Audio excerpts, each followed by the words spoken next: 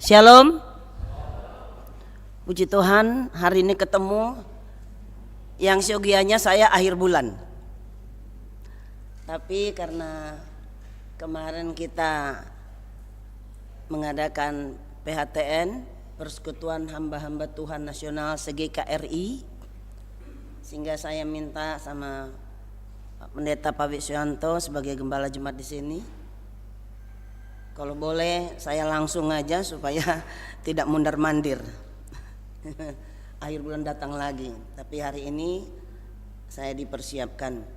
Puji Tuhan, kita bersyukur karena hari ini firman ini biasanya saya bawa ini Januari, Pak. Ciptaan baru. Ya, biasanya saya bawa ini menjadi ciptaan baru. Saya enggak bicara manusia baru. Ciptaan. Kita tercipta dalam pembaharuan yang Tuhan izinkan. Berarti kita ini sedang dipersiapkan untuk menjadi ciptaan baru. Tidak semudah kita katakan ciptaan baru. Apa yang kita perbuat sampai hari ini dengan berbicara menjadi ciptaan baru? Karena kita sudah ada, tapi kita mulai kembali. Ini tema peringatan. Ini tema peringatan untuk kita sebagai pengikut Yesus, orang percaya yang memiliki iman. Ayat ini, tema ini adalah peringatan bagi kita. Apa yang sudah kita perbuat selama ini? Dan hari ini kita kembali berbicara tentang menjadi ciptaan baru.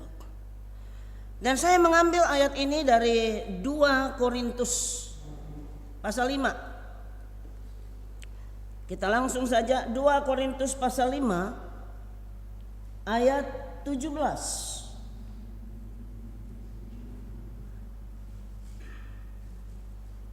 Kalau di temanya kita lihat dari 2 Korintus 5 ini, dari mulai judul yang ada di sini, jangan tawar hati juga waktu menghadapi maut. Yang kedua, pelayanan untuk perdamaian, untuk pendamaian.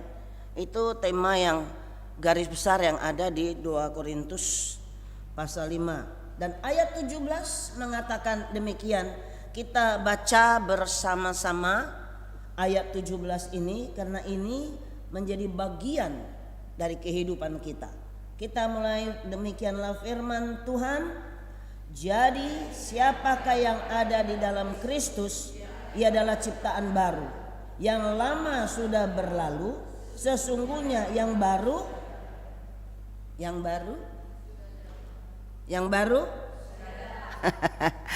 iya, jangan pelan-pelan, yang baru sudah datang. Yang mana yang baru ya?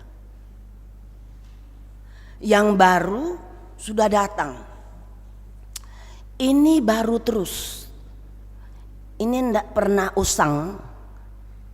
Ini bukan buku lama, hanya cetakan lama, tapi tetap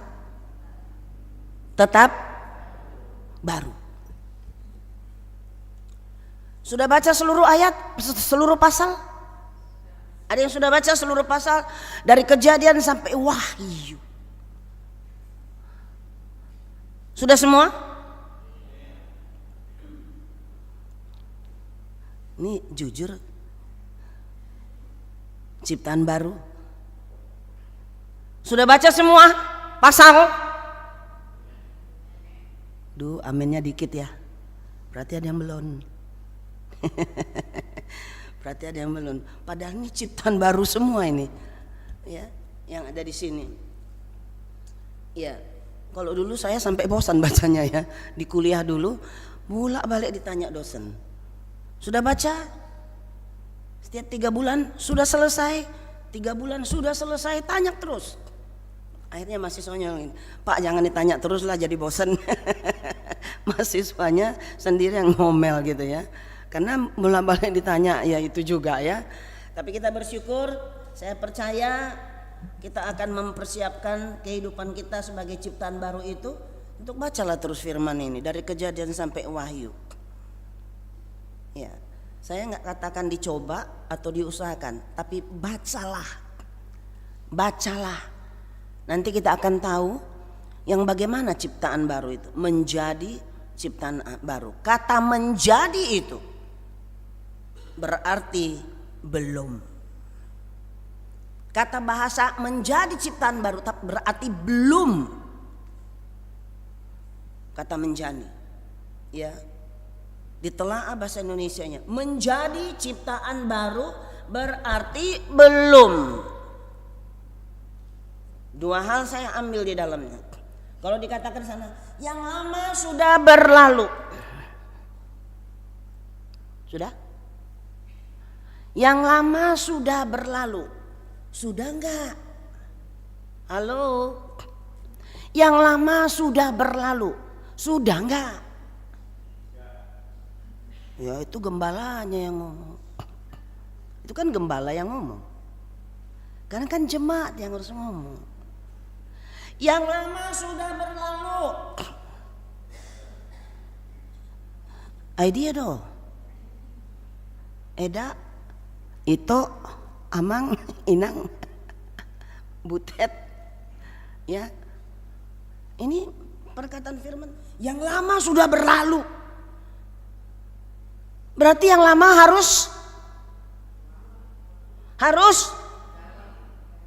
diapain yang lama? Ditinggalkan. Jangan dibawa-bawa lagi. Yang lama sudah berlalu. Sudah. Tinggalkan yang lama. Tapi pada kenyataannya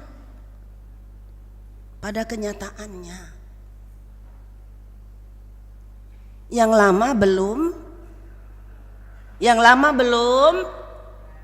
enggak dijawab ya. Yang lama belum? Ya. Ini Tuhan Yesus lihat wajah-wajahnya semua ini. Kita tidak merubah firman, tapi ini menjadi suatu pertanyaan. Yang lama sudah berlalu. Sudah belum? Dikit-dikit.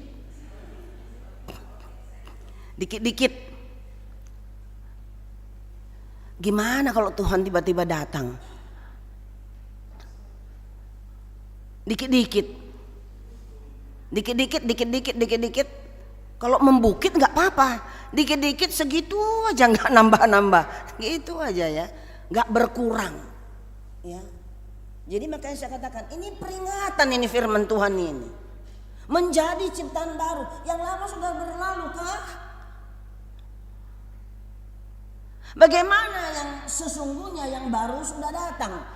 Yang lama berlalu, sesungguhnya yang baru sudah datang. Tapi sudahkah kita terima itu semua? Sudah ada nggak sama kita? Yang sudah datang itu.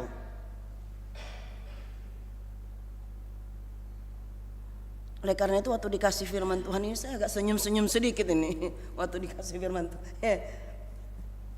Temanya apa Pak? Menjadi ciptaan baru. Hah? Saya langsung ini dia nih. Nah ini dia. Ini udah mau habis 2023 ini.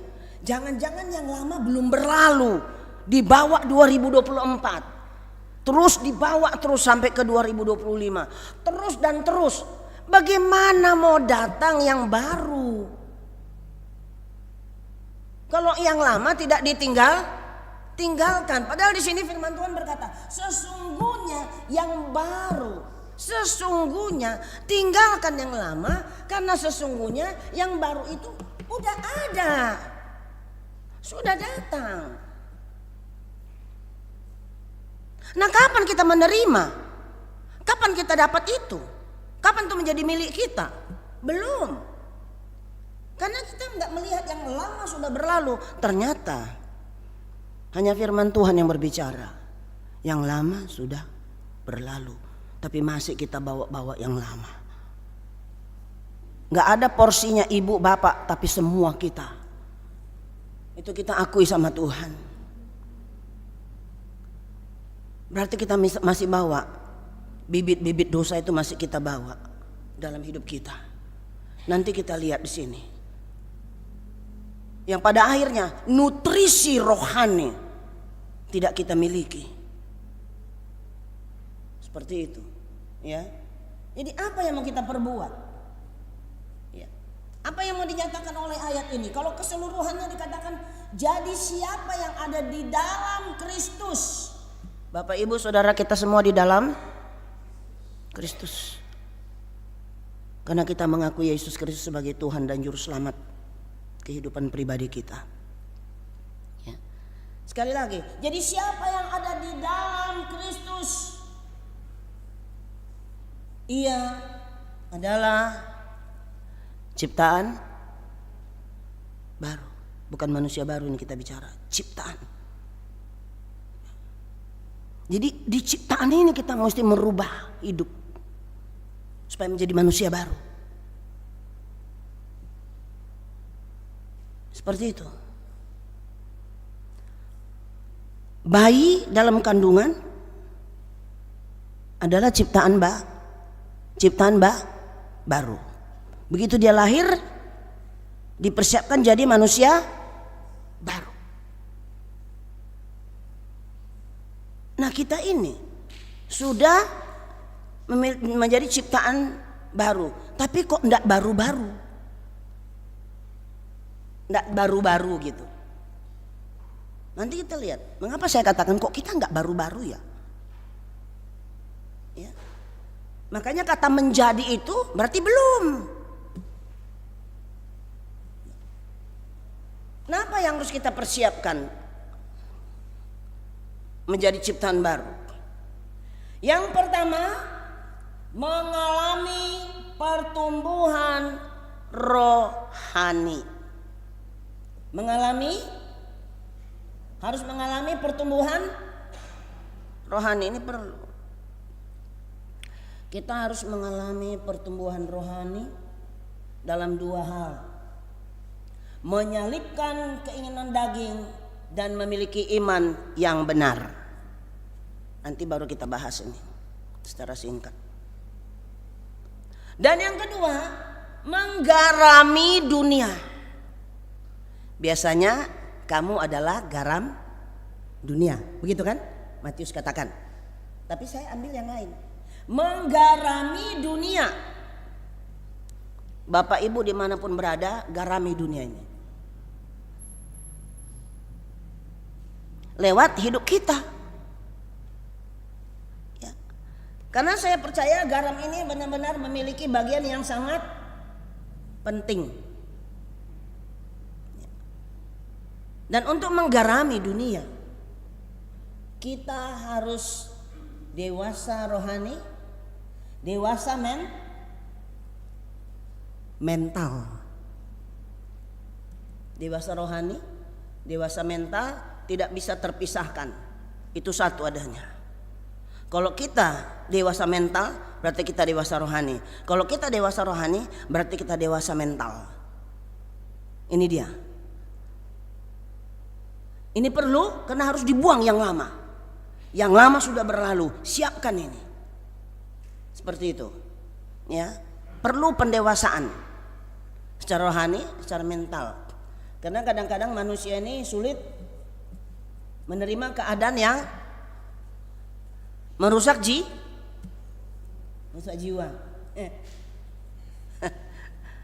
Kadang-kadang terganggu jiwanya.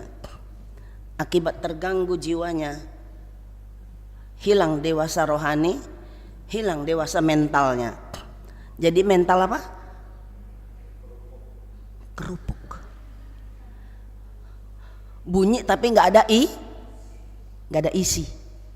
Mental kerupuk, bunyi nggak ada isi. Ada yang bisa makan kerupuk pelan, nggak usah bunyi? Bisa kah?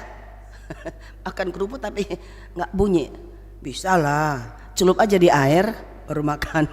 Jadi nggak bunyi dia, ya kan? Itu siasat. Anak-anak Tuhan suka siasat seperti kerupuk itu. Supaya nggak berbunyi masukin air, jadi nggak ketahuan bunyinya. Seperti itu. Itu nggak dewasa rohani dan tidak dewasa mental. Seperti itu. Ya. Nah, mari kita melihat apa yang dimaksudkan supaya kita mengalami pertumbuhan rohani itu. Ya, saya ada beberapa hal yang saya pelajari. Yang pertama, memiliki waktu yang khusus berdoa untuk membangun komunikasi secara pribadi dengan Tuhan. Bu, di sini ada jam doa, Bu. Tiap Sabtu pagi. Ya. Semua jemaat hadir. Jam berapa mulai, Bu? Jam 5. Jam 5 udah kerja ke kantor? Belum, biasanya Sabtu libur. Jam 5. Berapa jam berdoa, Bu? 1-2 jam. Selesai jam 6. Masih sempat pulang untuk persiapan ke kantor jam 8 pagi. Kira-kira hadir 50%, Bu? Oh my God.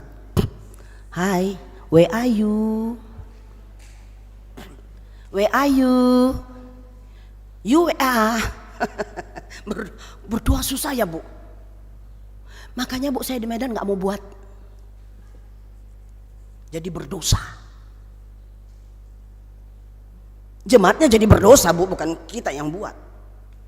Jemaatnya jadi berdosa. Kenapa? Waktu kita berdoa, dia lagi ngorok. Betul, Bu, ngorok.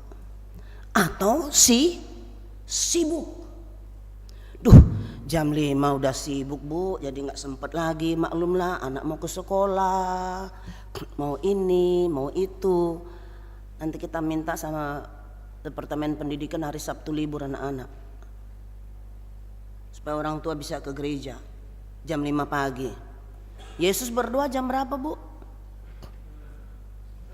Yesus berdoa jam berapa waktu mau menyerahkan dirinya kepada Bapa di surga demi menebus dosa? Jam berapa?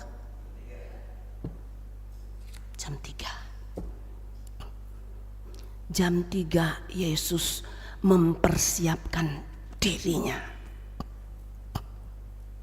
untuk menebus Bapak, Ibu, Saudara dan kita semua. Jam 3. Kenapa jam 5 sulit? Apa sebenarnya penyebabnya?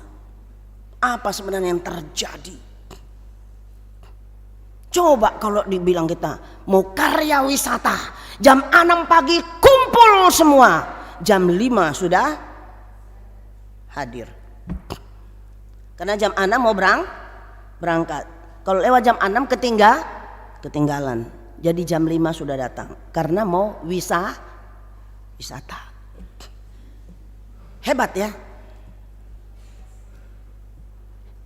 Hebat ciptaan baru. Ya, saya jadi BTL ini ya. Saya jadi BTL. Tahu ya, ibu-ibu? Tahu BTL? Saya bukan menado lagi nih. Batak tembak langsung. Nah iya, saya mau tembak langsung aja semua karena ciptaan baru sih.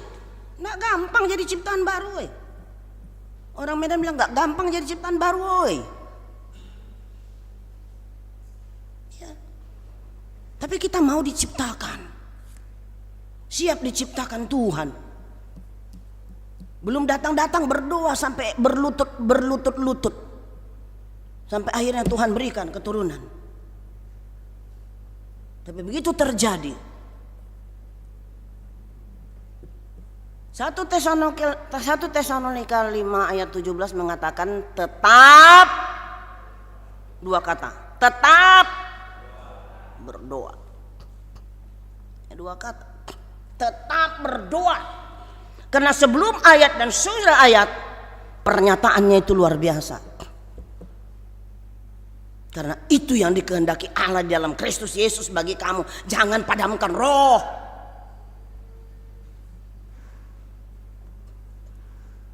Kita suka padamkan roh.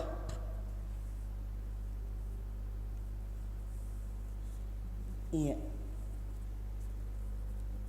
Diingat yang pertama, miliki waktu khusus. Yang kedua, miliki komitmen untuk belajar firman Tuhan. Supaya kita dapat menggali kebenaran firman Tuhan. Harus rutin. Bapak Ibu jangan bicara tidak ada waktu baca Alkitab. Berdosa sama Tuhan. Gak ada waktu baca Alkitab.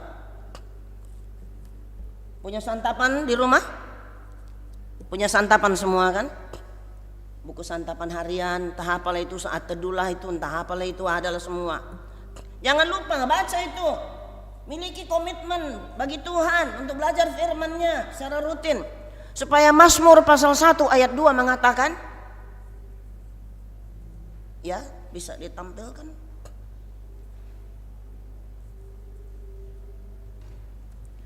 Mazmur pasal yang pertama ayat yang kedua. Kita baca bersama-sama dua ya, demikian firman Tuhan. Tetapi dan yang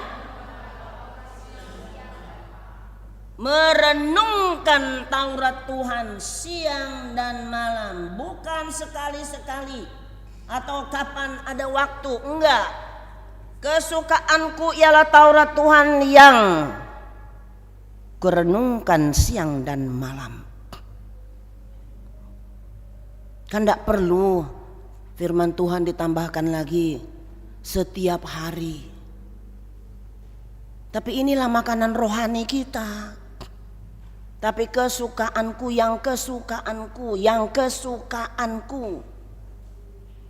merenungkan firman Tuhan. Ini ciptaan baru begini nih.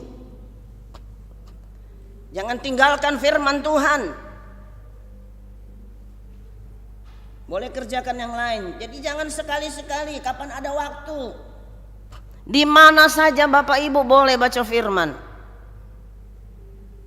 Waktu antar anak sekolah, tunggu anak sekolah dijemput, bacalah firman itu. Ada waktu berikan untuk Tuhan, ada waktu berikan untuk Tuhan, ada waktu berikan. Biar Roh Kudus itu terus berkarya di dalam diri kita ini. Dia berkarya terus. Roh Kudus akan membakar terus. Sehingga Tuhan tahu mana ciptaanku yang baru itu. Ketiga, untuk mengalami pertumbuhan rohani, setia bersekutu dengan Tuhan dan melibatkan diri dalam pelayanan. Ibrani 10 ayat 25. Saya agak sedikit banyak baca firman ya.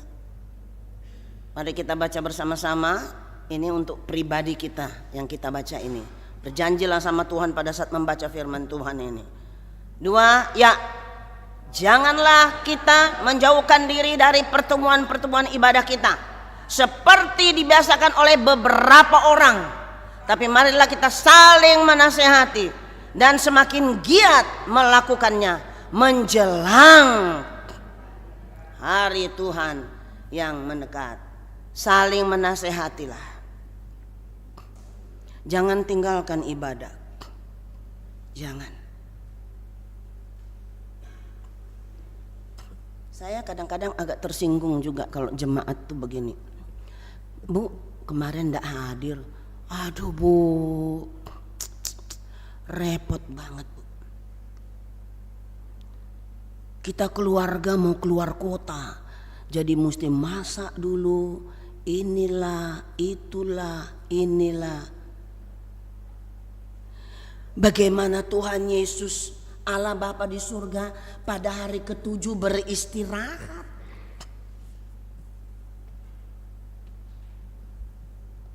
Ingatlah, pada hari ke-7 Allah beristirahat, Allah berhenti dari pekerjaannya. Kita ini yang menjadi ciptaannya berhenti sejenak.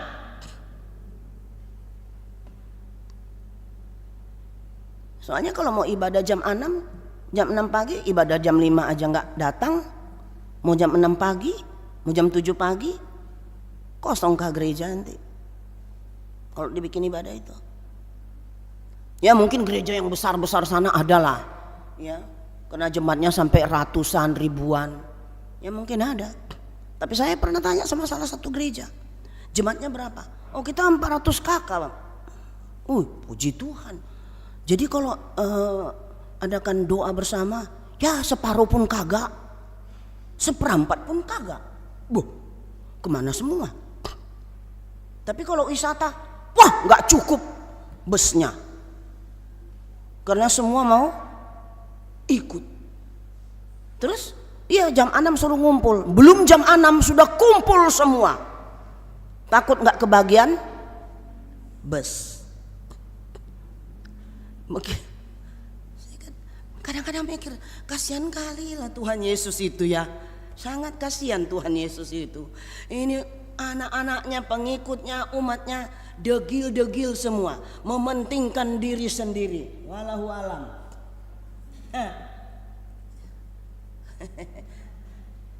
Ingat 3 hal ini supaya mengalami pertumbuhan rohani. Ya. Caranya gimana sih? Caranya gimana?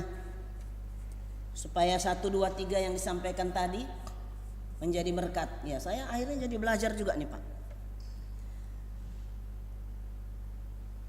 Menyalipkan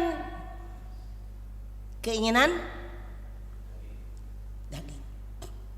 Menyalipkan keinginan daging. Menanggalkan, melepaskan keinginan daging. Iya. Saya tanya anak sekolah minggu dulu, udah lama waktu di sini nih. Waktu kami masih di sini, saya kasih ayat ini. Menyalipkan keinginan daging. Nyalipkannya gimana Bu Gembala? Saya kasih baca Galatia pasal 5. Dibaca mereka semua. Mana yang belum, yang enggak pernah kalian lakukan? Ya, Bu Gembala, itu masih ada Bu. Itu yang sini, yang ini, yang ini, yang ini masih ada. Jangan-jangan hari ini masih ada yang ini, yang ini, yang ini ya. Ya, melepaskan keinginan daging yang dapat meragukan dan merugikan diri sendiri dan orang lain. Meragukan dan merugikan diri sendiri. Bahkan juga bagi orang lain. Ya. Dan kita tidak lagi dikuasai oleh si kegelapan, jadi kita harus dapat mengendalikan diri oleh keinginan daging, tapi kita harus mau dipimpin oleh Roh. Jadi tinggalkan semua. Salibkan, tanggalkan, lepaskan semua. Yang mana ya? Saya rasa ini udah hafalannya. Galatia pasal 5 coba. Ayat 19. Saya pikir ini ayat yang gak bisa dilupakan. Ayat yang gak bisa dilupakan. Galatia pasal 5 mulai ayat 19. Ini paling sering saya berikan kepada jemaat, supaya mereka ingat terus. Ingat, ya, ingat. Nanti lihat perbuatan daging mana yang sudah terlepaskan dari kehidupan kita. Kita baca bersama-sama, dilanjutkan sampai ke 26. Ini agak banyak ya saya bikin ya. 2 jam saya khotbah. Oh my God, tidur semua nanti Tuhan. Perbuatan daging telah nyata. Apa itu? 1, 2, 3, lanjut. Penyembah berhala. 4, 5, 6, 7, 8, 9, 10, 11, 12. Lanjut. Ayo. Dan sebagainya. Stop dulu. Yang mana sudah dilepaskan? Coba dikembalikan ayat 19. supaya dilihat sama bapak ibu pelan-pelan 19, 20, supaya tahu mana yang sudah dilepaskan. Perbuatan daging telah nyata. Kalau percabulan sudah lewat, kecemaran lewat, kan sudah kan. Hawa nafsu. Hawa nafsu mah si nafsu jahat. Ya, hawa nafsu paling banyak loh. Banyak. Gara-gara cari uang terus duit. Sampai ibadah nggak bisa. Saya pernah dulu dalam satu organisasi, saya salah satu, nggak usah saya kasih tahu organisasinya. Saya salah satu koordinator tim doa. Saya pendeta di situ. Saya sering khotbah. Dia bilang begini sama saya, Bu, kenapa sih hawa nafsu ini nggak bisa terlepas? Saya bilang begini, kenapa baru sekarang ibu tanya? Dia lupa, dia jawabnya salah. Soalnya baru hari ini saya bawa ketemu ibu. Baru hari ini saya ketemu ibu katanya. Saya bilang, sadar ya Bu, ibu baru hari ini kan hadir selama ini. Sekarang ibu tanya hawa nafsu. Maksudnya apa? Begini Bu, dagang saya itu kalau jam 9 pagi laris. Dagang saya. Ya, nggak kasih tahu dagangnya apa. Pagi-pagi tuh laris Bu dagang saya. Sampai jam 10, jam 11 itu wah lancar dagangnya. Banyak berkat dong Bu. Ya begitulah Bu. Terus kasih saya 10%. Saya langsung tembak aja plus. Kasih saya 10%. Ibu pendeta ini ada-ada aja katanya. Lo nanya kan, kalau kasih ya puji Tuhan saya bilang. Kalau enggak pun enggak apa-apa, cuma nanya aja. Ya nggak bisa saya jawab Bu. Ya nantilah Bu katanya gitu ya. Nggak bisa jawab. Padahal saya cuma mau main-main aja, mau nanya. Terus kalau ibu ibadah di gereja, itu yang mau kutanya Bu. Aku sampai ditegur pendeta kemarin. Oh puji Tuhan saya bilang. Puji Tuhan. Kenapa tegur? Bapakku majelis. Terus aku payah kali gereja, soalnya jam 9 pagi buka toko Bu, mateho. Ini dia hawa nafsu. Lanjut. Ada yang lain juga ya. Penyembahan berhala. Bim salah bim. Ada kadabra. Ada kadabra. Besok ibu buka dompetnya besar-besar akan muncul uang. Nah kan ini penyembahan berhala. Termasuk sihir. Hati-hati pemuda-pemudi remaja disihir nanti. Supaya kamu jatuh cinta. Ya, disihir supaya jatuh cinta dia. Karena pacarnya udah cinta kali, cowok itu cinta kali atau cewek itu cinta kali, tapi cowok nggak mau, cewek pun nggak mau. Mulai dia sihir. Sinta, buka hatimu. Kan disihir. Begitu 5 tahun tertutup hatimu. Ya kan gitu. Sihir, perseteruan. Bapak Ibu tahu perseteruan? Apa perseteruan? Tahu perseteruan apa? Bahasa Indonesia. Perseteruan. Di sini ada pernah perseteruan? Jujur maho. Ai buasa mai. Sembunyikan hati itu, tapi Tuhan tahu. Perseteruan itu dimanapun terjadi, mau di gereja, di luar gereja terjadi. Jadi kalau nyanyi, apapun yang terjadi dalam hidupku ini tak pernah, apa itu? Kuragukan janjimu Tuhan. Memangnya perseteruan ada janji Tuhan? Enggak ada. Tuhan enggak kenal dengan perseteruan. Apalagi perselisihan. Boleh perselisihan pendapat, tapi jangan itu menjadi perseteruan. Boleh. Iri hati, walahu alam. Ada yang iri hati di sini? Halo. Enggak. Curiga saya, Pak. Ada yang senyum-senyum soalnya, Pak. Pacarnya direbut. Cintanya sepihak. Suami istri hilang rasa cintanya, sudah nggak ada lagi. Ya. Iya kan? Suami ke kiri, istri ke kanan. Anak ke atas. Loh iya kan? Suami ke kiri, istri ke kanan, anak ke atas. Tahu maksudnya?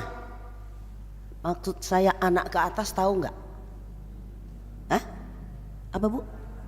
Hah? Jangan malu-malu lah Bu. Biar 100 poinnya. Mama ke kanan, papa ke kiri, anak ke atas. Kemana dia? Bah, kagak tahu dah. Kalau anak ke atas kemana dia? Kemana? Leslah dulu sama aku ya. Kalau anak ke atas, mama ke kanan, bapak ke kiri, anak ke atas. Ayo jawab.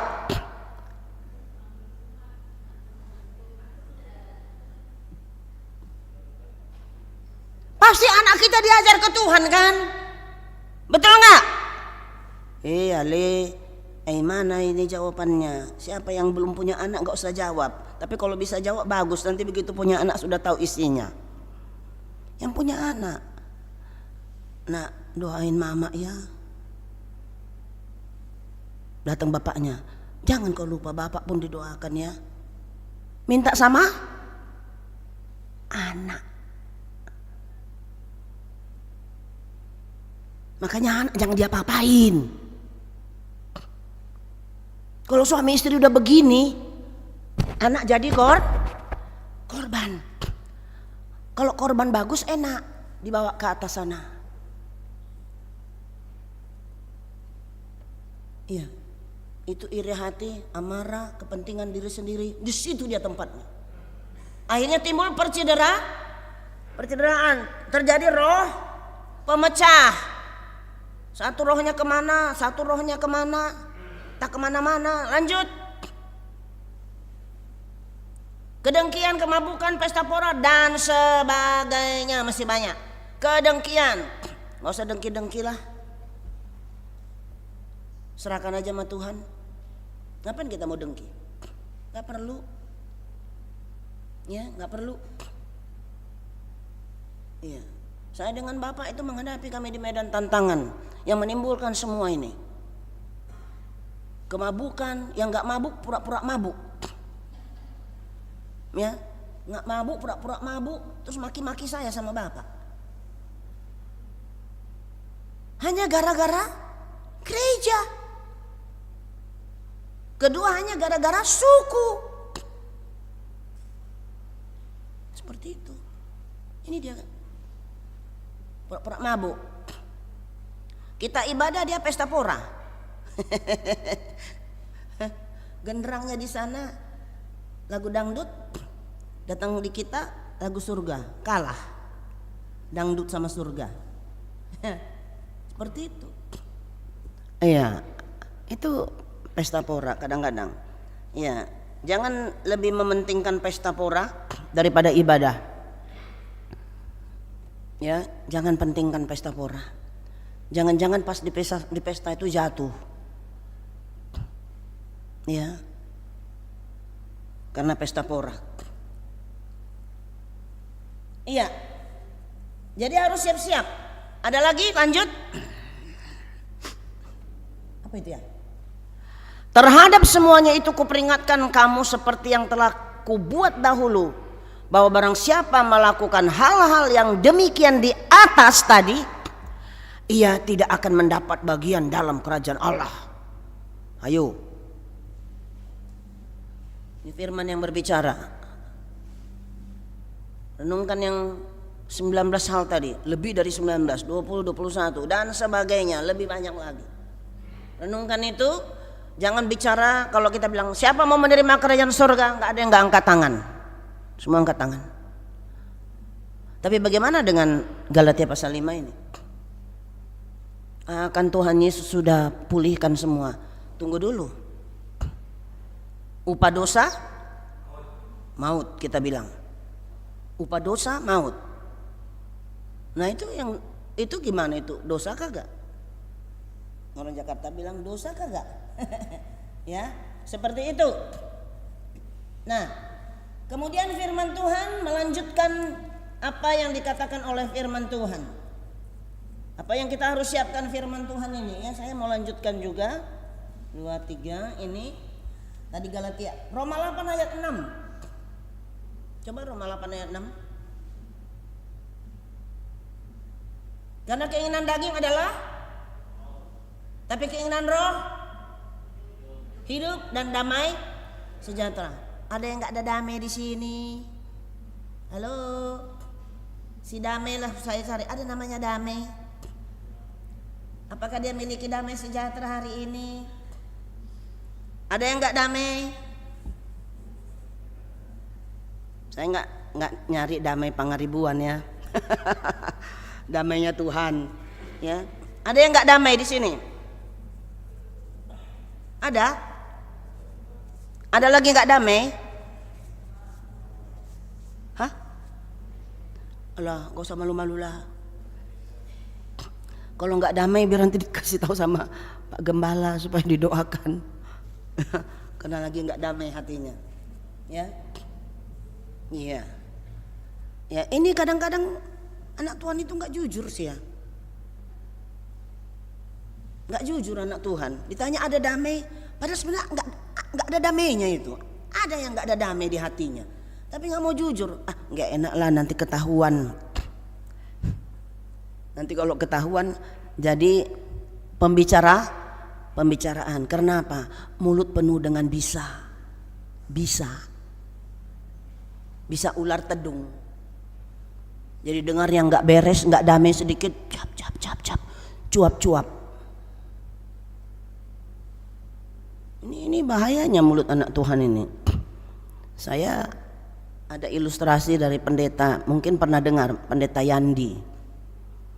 Ada jemaat tanya gini, Pak Pendeta, saya melihat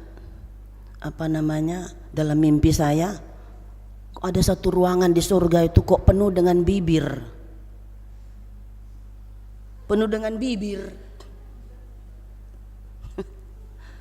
Tapi dikelilingi dengan api. Kenapa?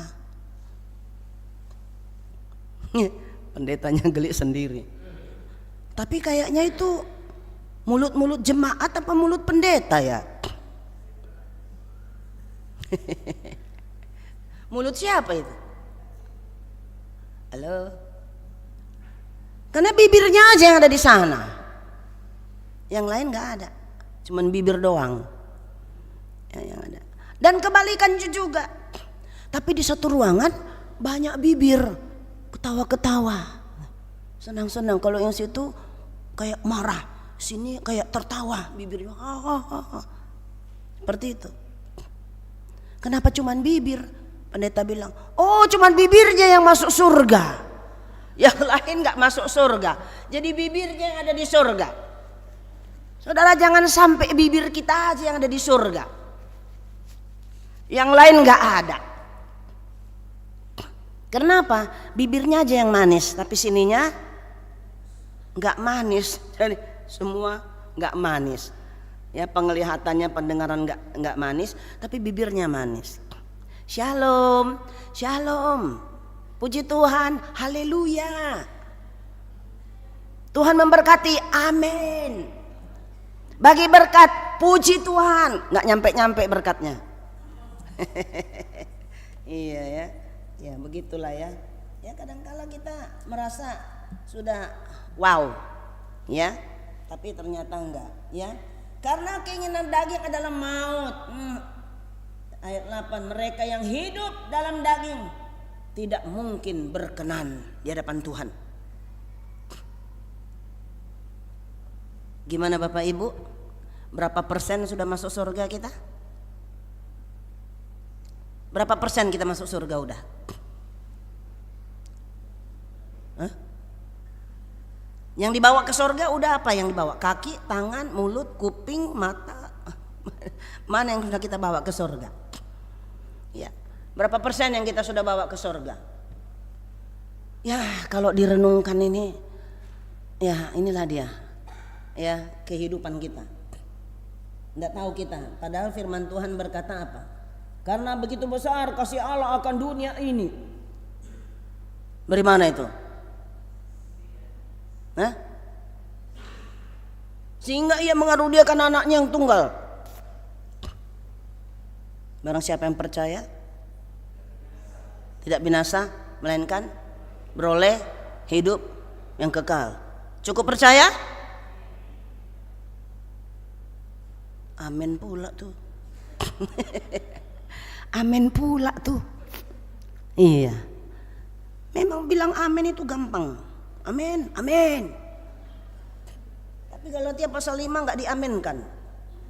Boleh diaminkan Galatia pasal 5? Ayat 19, siapa yang berani mengaminkan? Ada? Berani aja amin bilang. Terus nanti lakukan, kan selesai. Enggak usah segan-segan sama Tuhan. Sama Tuhan Yesus enggak usah segan-segan. Terang-terangan, terus terang saja sama Tuhan. Ya, aminkan semua. Siap? Siap? Siap-siap enggak siap juga. Yang kedua apa tadi? Memiliki iman yang benar. Ya. Memiliki iman yang benar berarti memiliki iman yang benar-benar percaya dalam Tuhan Yesus. Amin. Tapi Bapak Ibu jangan kira iblis tidak percaya Tuhan Yesus. Iblis percaya.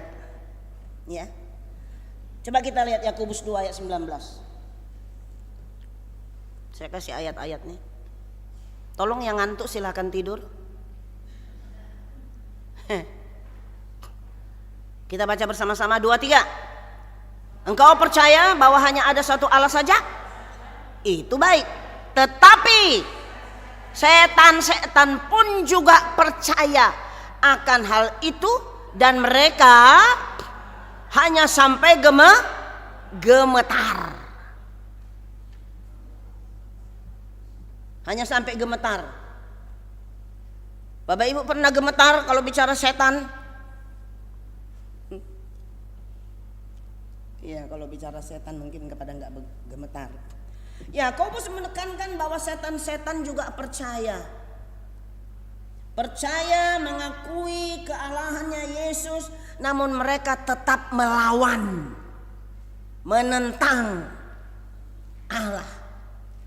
Tetap mereka percaya. Coba kita lihat Markus 5 ayat 67. Buktikan itu.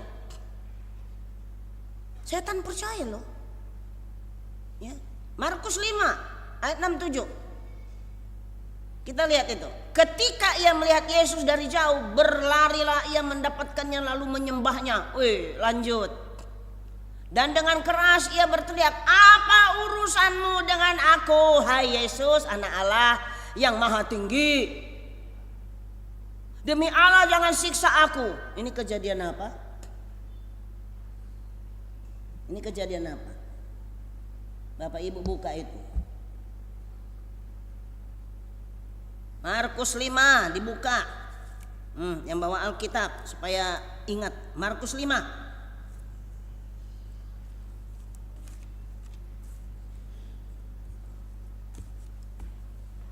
Peristiwa apa itu? Yesus mengusir apa? Mengusir apa?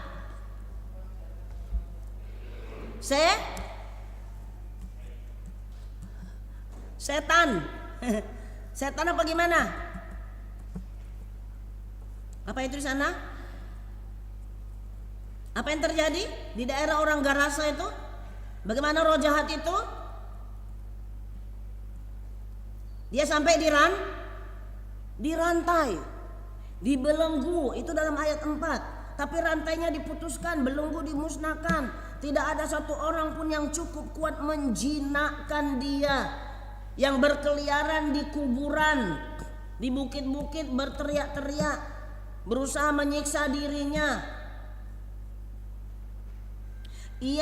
Kemudian dikatakan ketika ia melihat Yesus dari jauh, berlarilah ia dan mendapatkannya, lalu menyembahnya. Oh, iblis mau menyembah. Iblis pun menyembah Tuhan. Kita pun menyembah Tuhan dalam ibadah. Tapi jangan kira iblis tidak bisa menyembah. Ya, dia hanya mau membuktikan bahwa dia pun mampu menyembah Tuhan. Karena di sini dikatakan, lalu menyembahnya, tapi dengan keras ia berteriak, tetap melawan. Menyembah tapi melawan. Coba kaji. Menyembah tapi tetap melawan. Kira-kira kita demikian? Bapak Ibu? Kira-kira kita pun demikiankah? Halo? Kira-kira kita demikian juga, menyembah tapi melawan terus. Halo? Hoi. Yang gak mau terima tidur. Kita menyembah kan? Tadi pujiannya.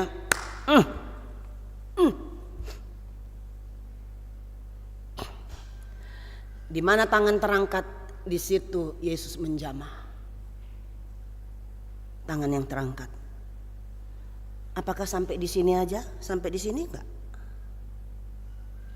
Itu dulu. Iya. Untuk mencari ahli penyembah ada. Dikasih les, dikasih belajar bagaimana cara menyembah Tuhan.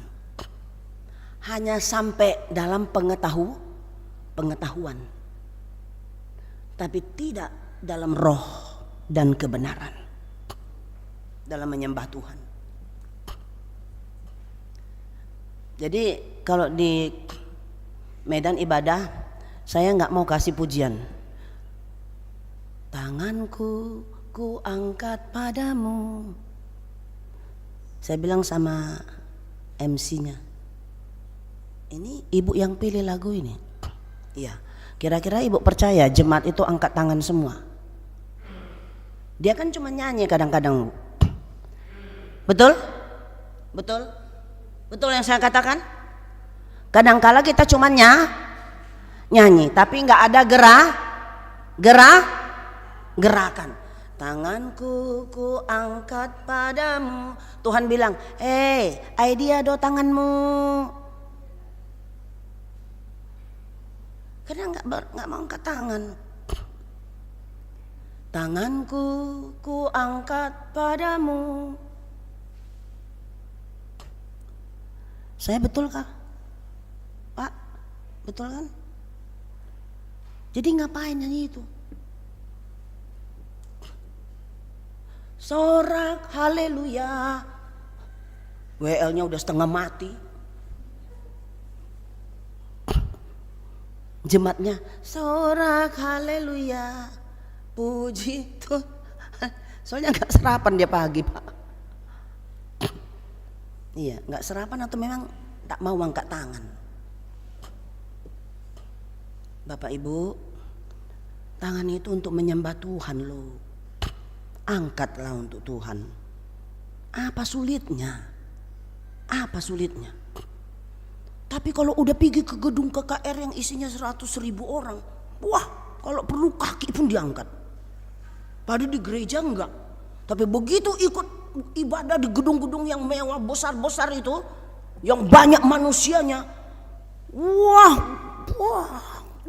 saya perhatikan loh itu. Wah, di gereja angkat tangan pun susah. Tapi kalau udah KKR, wah. Kalau perlu tubuhnya dikasih. Tapi di gereja angkat tangan pun malas. Tanganku ku angkat padamu. Enggak mau. Tanganku kerja buat Tuhan, mulutku puji namanya, ya kan? Terus kakiku upahmu. Jadi yang nggak lakukan itu nggak ada upah. Jangan harap Anda dapat upah, yaitu berkat. Jangan harap. Angkat tangan aja sama Tuhan, kepayahan mau minta berkat. Saya ada tanya jemaat, Bu, kok sungkan-sungkan angkat tangan gini? Malu hati, Bu. Kenapa? Kalau diangkat gini diejek, hebat ya penyembahannya. Saya bilang, Bu, gak usah takut, yang ngejek itu mulutnya gak masuk surga. Bah, jadi ya bolong mulutnya. Terus ya Tuhan gak terima, Tuhan bilang, mulutmu mana, gak ku kenal kau, keluar. Iya. Jadi yang mimpin di depan, kalau ada jemaat yang gak angkat tangan, katakan, mari kita angkat tangan kepada Tuhan. Sembah dia, puji dia, berikan tanganmu untuk Tuhan selagi tanganmu masih kuat terangkat. Lain kalau tanganmu sudah lumpuh, gak usah angkat. Jangan sampai terjadi itu.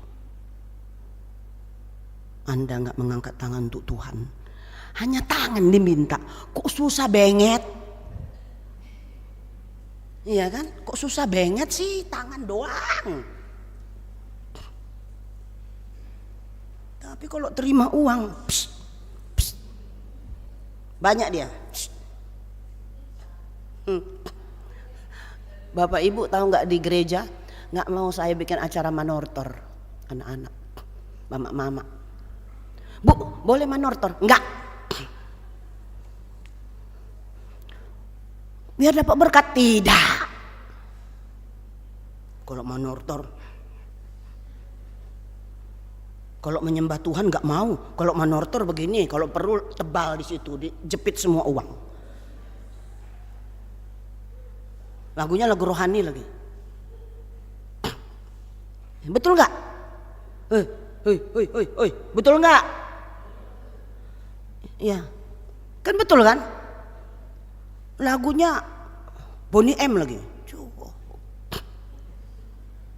Mary's boy child, Jesus Christ. Masuklah karena Jesus Christ. Tapi kalau ibadah, tanganku, karena nggak ada dapatnya. Coba Pak, kasih bikin Pak. Siapa yang angkat tangan dapat? Pasti semua angkat tangan 10. Gini langsung. Anak-anak pun ikut ke depan dia. Supaya dapat.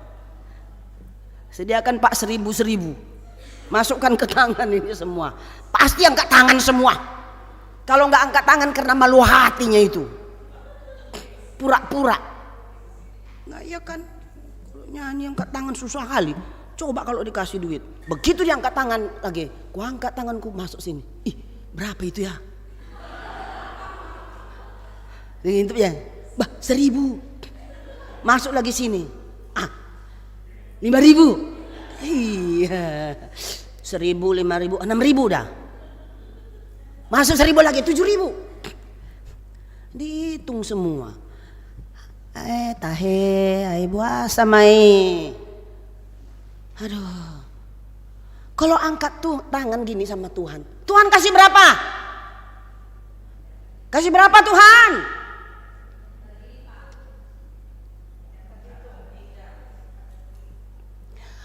Angkat satu tangan, angkat dua tangan. Berkat-Mu melimpah. Amin. Ini berkat melimpah nih berkat melimpah.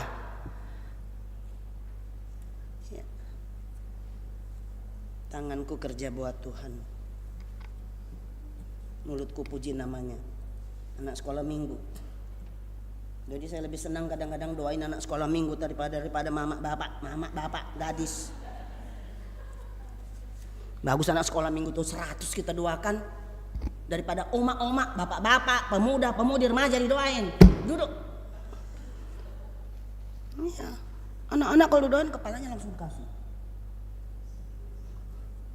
Senang saya.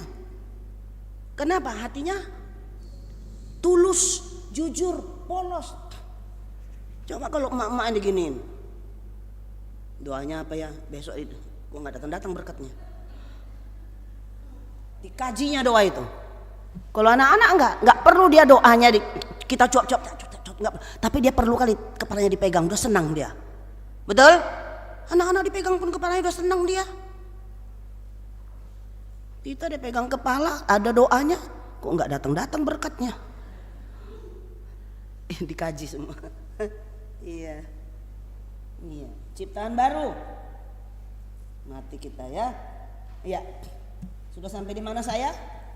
Karena masih 1 jam lagi ya. Ya, jadi Markus tadi ayat 5, 6 dan 7 itu luar biasa. Ternyata setan pun ikut menyembah.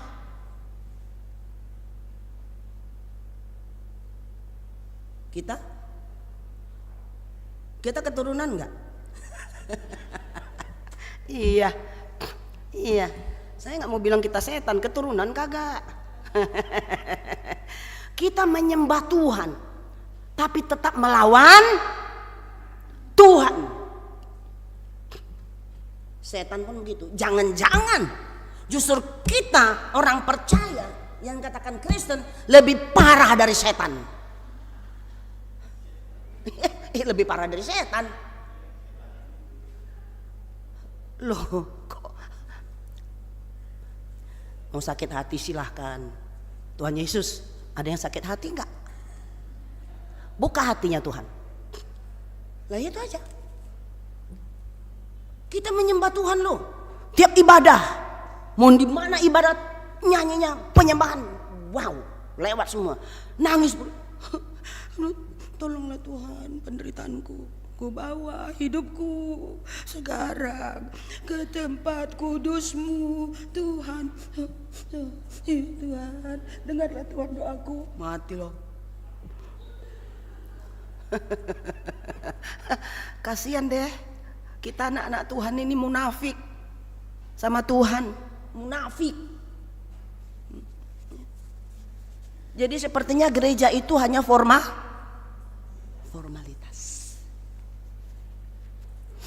Keluar gereja, berkat dan kasih setia ditinggalkan dalam gereja. Kita pulang dengan kepentingan diri sendiri. Iya. Mate. Setan pun percaya, jadi hati-hati. Jangan sampai kita yang kekristenan ini takut akan Tuhan, menyembah Tuhan, tapi masih melawan Tuhan. Yang kedua, jangan banyak-banyak, nanti tambah sakit hatinya banyak kali nanti. Ya, karena saya tembak langsung terus ini sekarang ya. Sengaja saya catat supaya jangan lupa saya. Karena pekerjaan setan ini bisa membuat saya lupa, ya kan? Yang saya mau sampaikan saya catat. Saya bilang sama setan, setan, ku catat ini yang mau sampaikan. Jangan kau pikir aku lupa ya, ku catat ini. Karena kita bisa dipengaruhi dengan kuasa iblis. Betul ya Pak ya? Sekalipun kita di mimbar. Saya enggak tahu iblis di sebelah mana dari saya nih. Kiri atau kanan atau dia di depan situ atau dia di belakang saya ini. Iya. Dia bisa duduk dekat Bapak Ibu sana. Iblis ada di situ. Jangan pikir iblis nggak bisa ke gereja, bisa. Iblis kok nggak bisa ke gereja? Ibu kenapa sih mesem-mesem?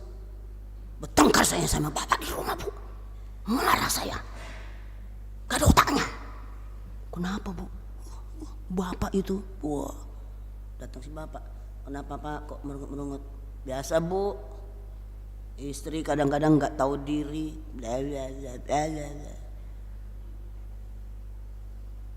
Itu kan udah bawa iblis kan? Salam senyum. Apa kabar? Kalau nggak pernah ku lewatin kau, nggak ku salam kau. Karena pas lewat lah sama kau, ya apa kabar? Jujur. Tapi semua di sini bagus ya Bu, berteman kok satu dengan yang lainnya. Berteman satu dengan yang lain, nggak ada iri hati, nggak ada dengki, nggak ada kebencian. Ada?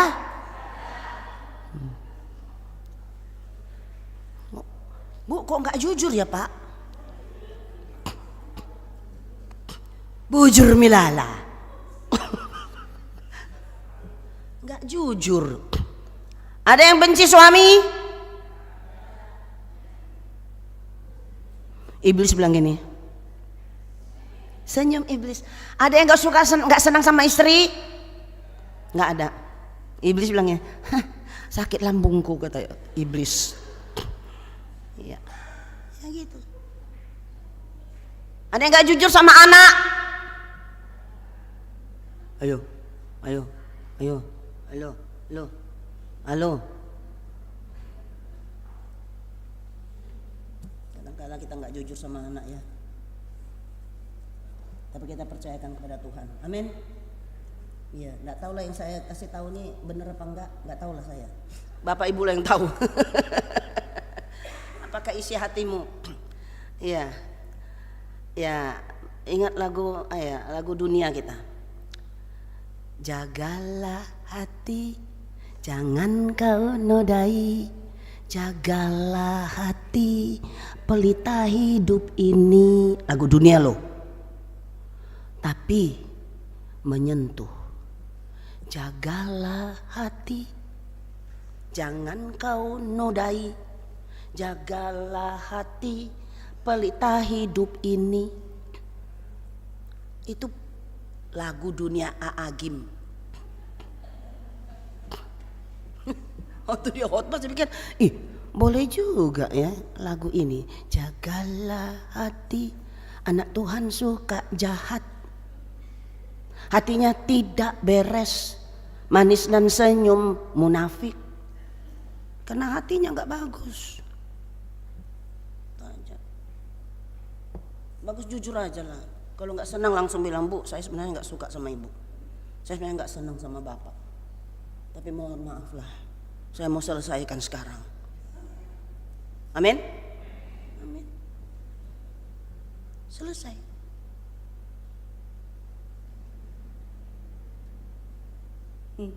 Jadi diem. Kok jadi diem? Ini pasti ada ini. Adong doh. Adong. Sautik. Sautik. Sautik tapi tangannya segini. Sautik kan segini. Sautik. Besar dia ya. Unang songo nih, Bang. Dang boy. Iya. Coba kita lihat Yakobus pasal 2 ayat 20 sampai 24. Yakobus pasal 2 ayat 20 sampai 24.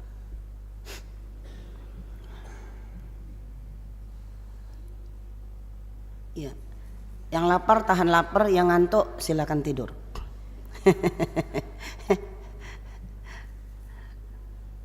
Ada Yakobus pasal 2 ayat 20 sampai 24. Boleh ditampilkan?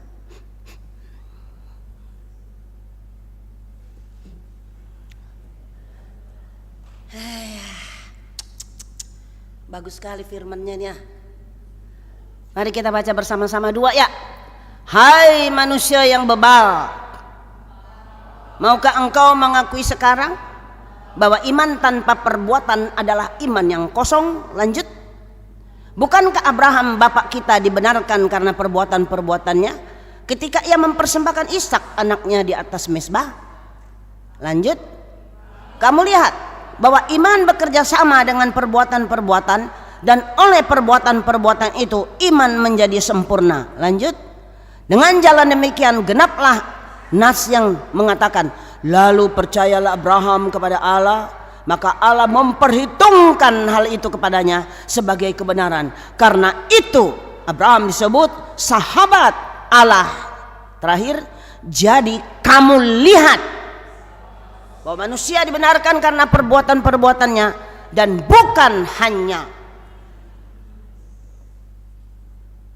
boleh berbuat baik, tapi iman disertai dengan iman. Ini contoh Abraham yang dikorbankan, yang benar-benar sangat didambakannya, betul? Sangat didambakannya. Tapi dia harus ikut apa yang Tuhan mau, apa yang Allah mau, harus.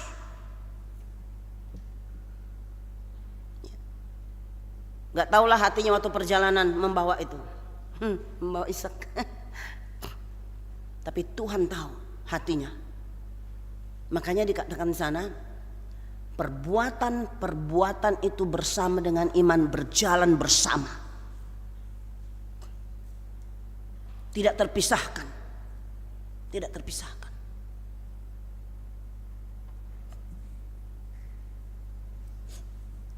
Itu yang dikatakan luar biasa iman Abraham. Selanjutnya menggarami dunia.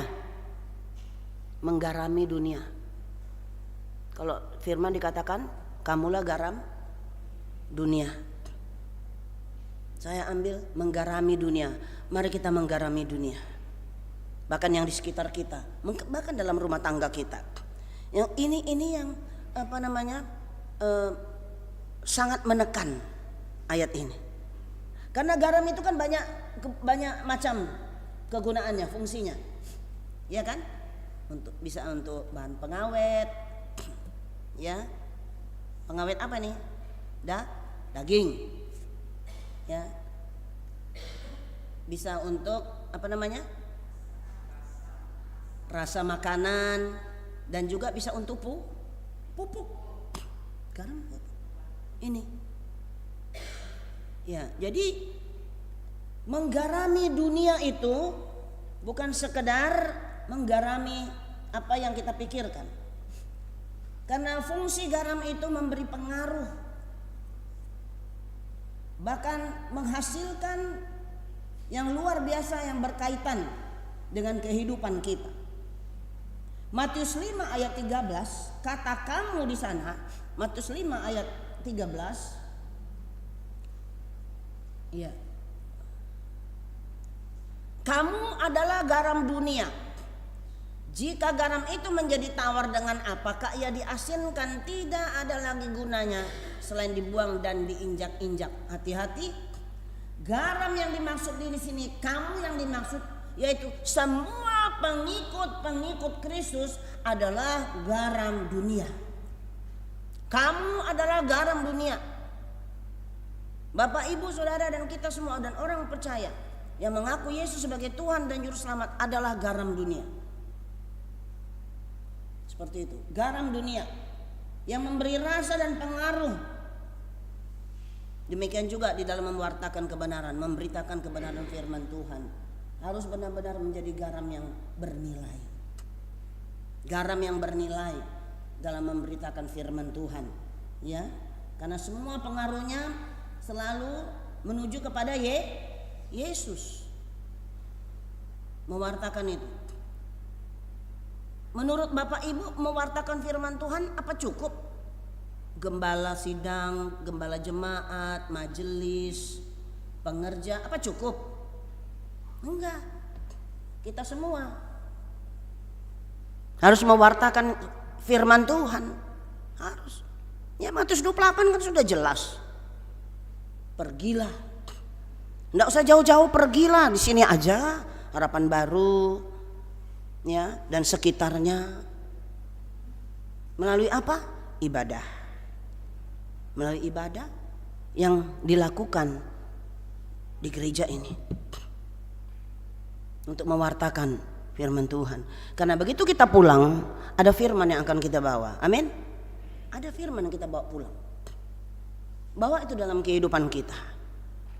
Jadilah garam. Karena kita garam dunia. Bersyukurlah karena kita menjadi garam dunia. Berarti Tuhan mau pakai kita menjadi alatnya.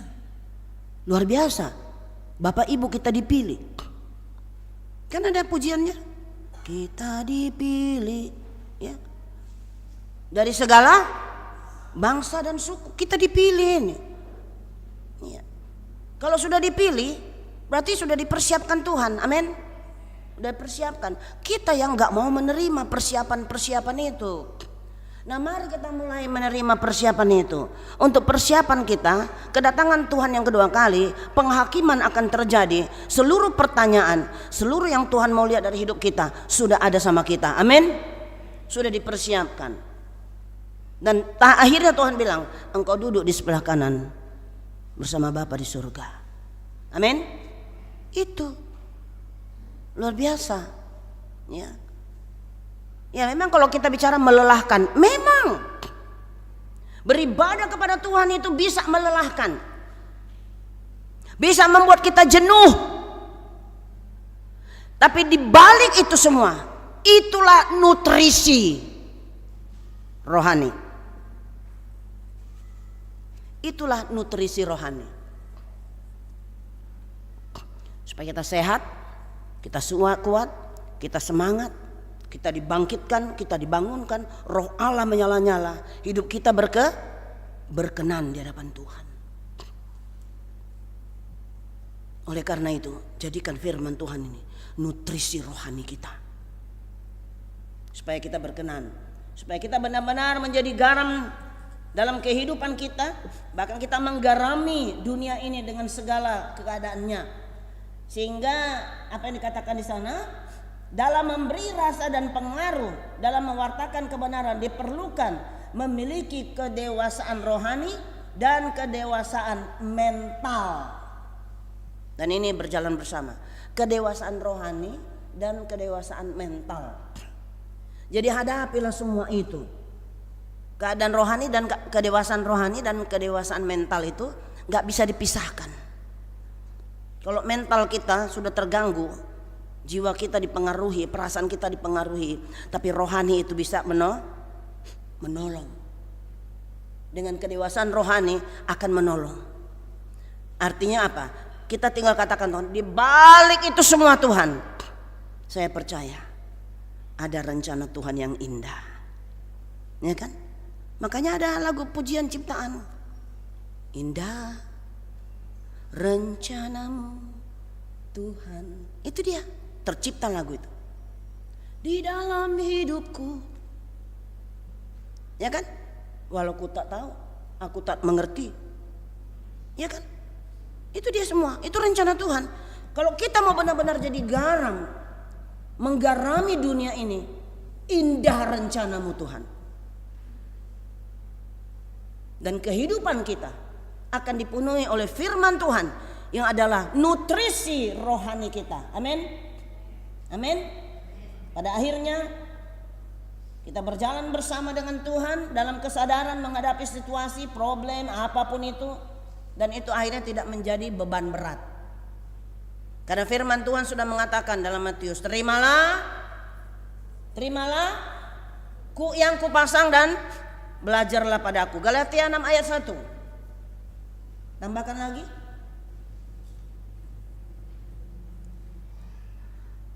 Saudara-saudara, kalaupun seorang kedapatan melakukan suatu pelanggaran, maka kamu yang rohani harus memimpin orang itu ke jalan yang benar dalam roh lemah lembut, sambil menjaga dirimu sendiri supaya kamu jangan kena pencobaan.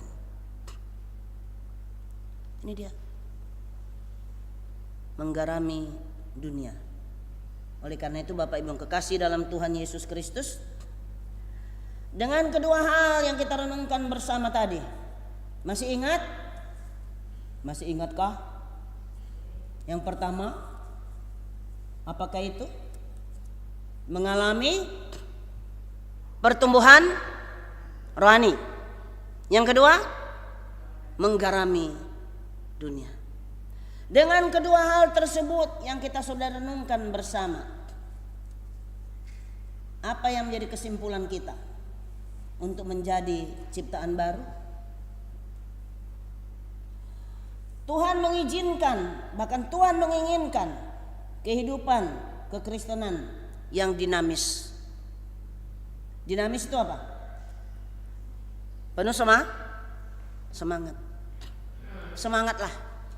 Penuh semangat. Saat ini saya Tuhan lemah, saya mau pergi beribadah kok lemah, nggak berdaya, perasaan saya nggak nyaman, nggak enak, rasa-rasanya nggak mau pergi. Semangat. Tuhan ada dalam kehidupan. Jangan biarkan kita dikendalikan oleh keinginan daging. Lawanlah keinginan daging itu, karena Roh Allah ada bersama dengan kita. Amin. Hidup harus diterima sebagai satu perjuangan. Hidup harus diterima sebagai suatu perjuangan. Jadi jangan sia-siakan hidup. Berjuanglah sampai kedatangan Tuhan yang kedua kali untuk menjadi ciptaan baru. Alami dan jalani hidup dalam pertumbuhan rohani itu. Di dalam menggarami dunia, di mana kita hadir, jadikan setiap keadaan menjadi nutrisi. Apa tadi? Nutrisi?